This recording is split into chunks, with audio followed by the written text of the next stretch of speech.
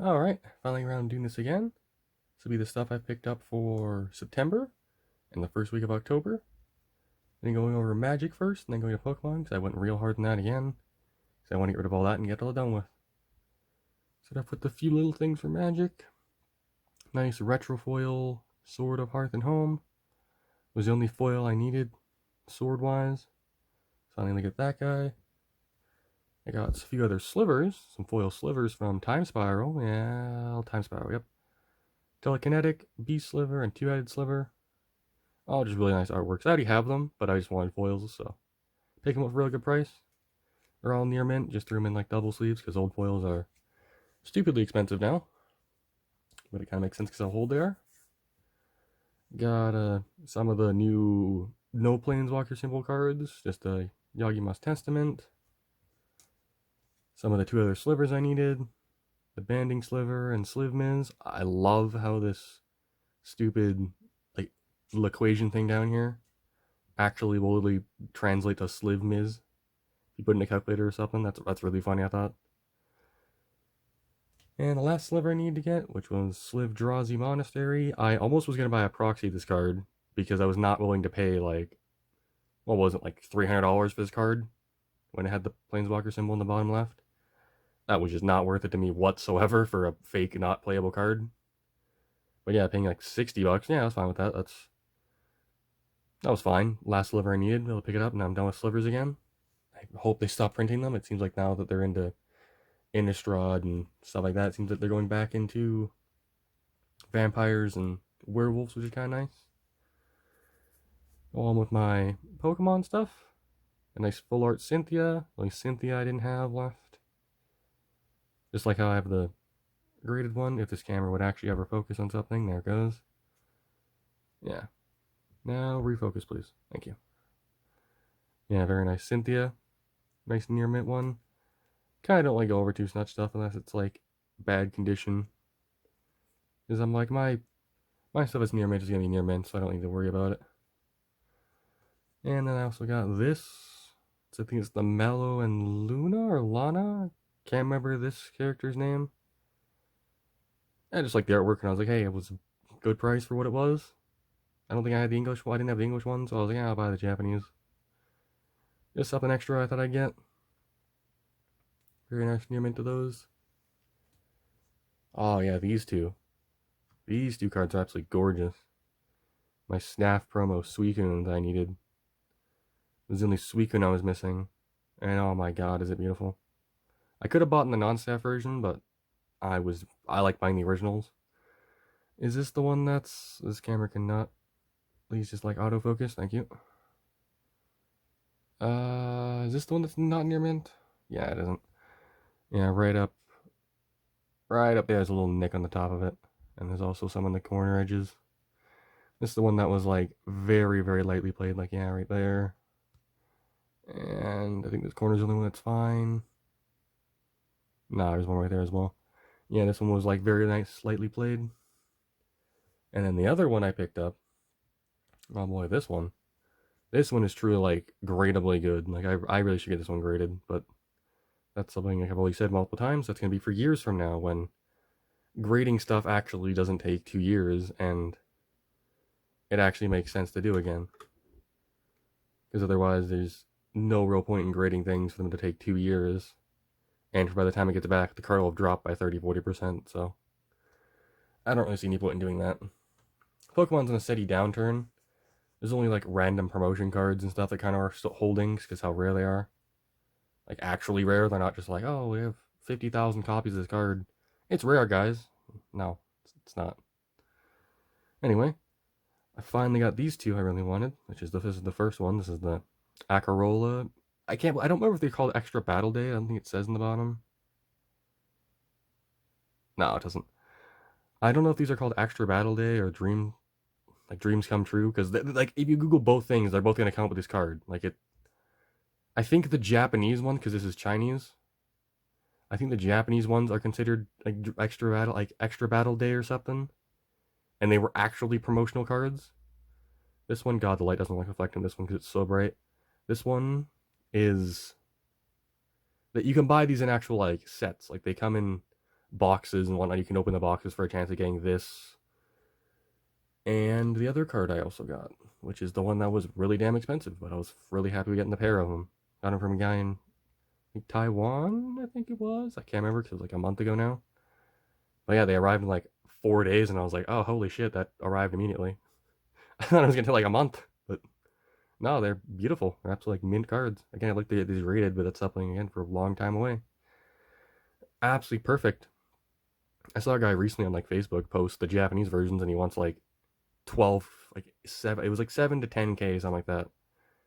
And I'm like, I paid 1,300 for those two, like just under 1,300, and I thought that was a little bit insane. Let's get rid of that. There we go. But I guess if the Japanese ones, by what I could find, are actually used as promotion pieces, not as just in sets, then I guess it kind of makes sense. They're worth a lot more, especially since people like Japanese more than Chinese, it seems like, anyway. Anyway, I'll go to my last few things, which will be my graded cards. Picked up this very nice mint 9.5. I don't really care for mint, so I didn't really pay any more for the grade. I kind of just wanted the card.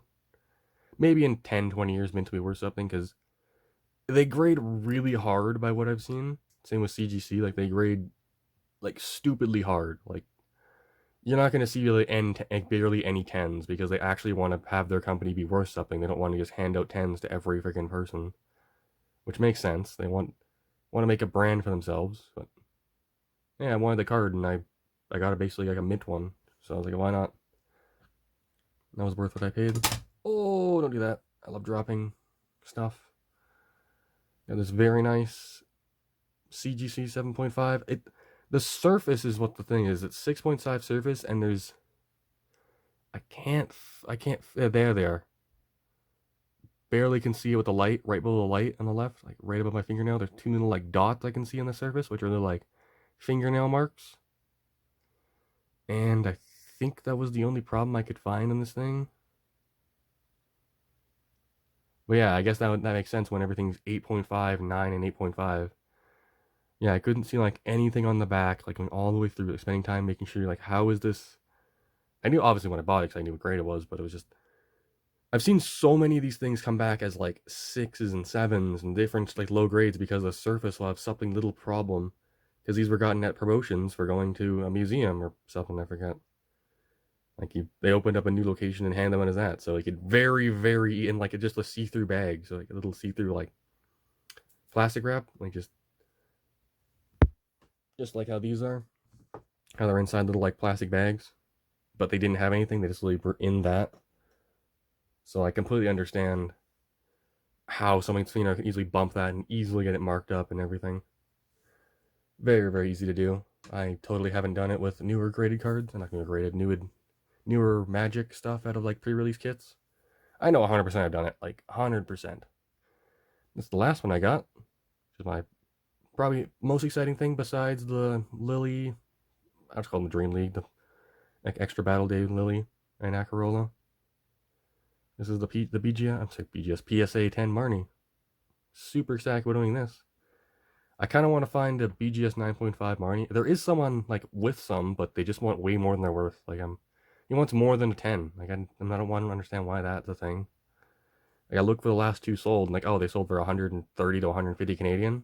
I'll offer you an extra like $30 to get it shipped to Canada. And they're like, no, I want 280 Canadian. I'm like, that's way more than I even paid for this PSA 10.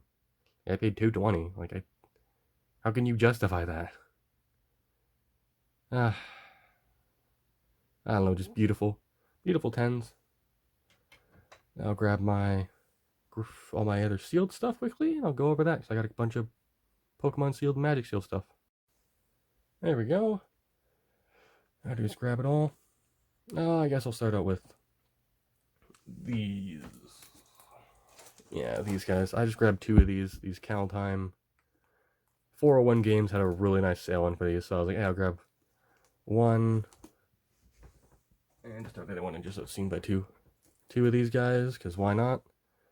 Very nice Cal Time set boosters. Don't think I'm really going to do anything with them. I just, hey, if I ever want to actually open them, I have 2 of them, and they were like $95 a piece. So I'm like, just divide that by 30 per packs, and that's just dirt cheap per booster packs. And I also got a thing of Shiny Star V. I was really happy to get. Kind of overpaid for it because I think the reprint happened, which I knew was happening, and I paid around what I thought it was going to drop down to, but it dropped like $20 even less than what I paid, which was $145, I believe, technically, or $150. Yeah, $150. And now you can buy them for like $125-ish after imports, and if you buy them from someone in like your country. And I also got this. I hate how this thing has this stupid sticker on it, but whatever, it doesn't affect the box. Like, it's still a sealed box of Eevee Heroes. Only reason I got it is because I got it in the package deal with the Shiny Star V. It's the only reason I got it.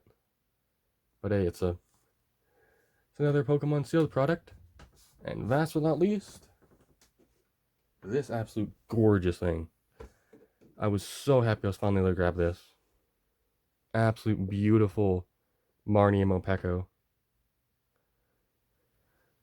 Took a while to get it from Japan, since obviously I found out about it like 6 months after it came out, so I couldn't pre-order it. But only paid like $50, I think, more than what it cost to buy it when it first came out, or pre-order it. So that was absolutely worth it to me. You couldn't tell, I don't know, maybe like Marnie a little bit, just a little bit. But that'll be all. Till next month when I have a bunch more. What is it? The celebrations and stuff showing up. Those will be really fun to go over.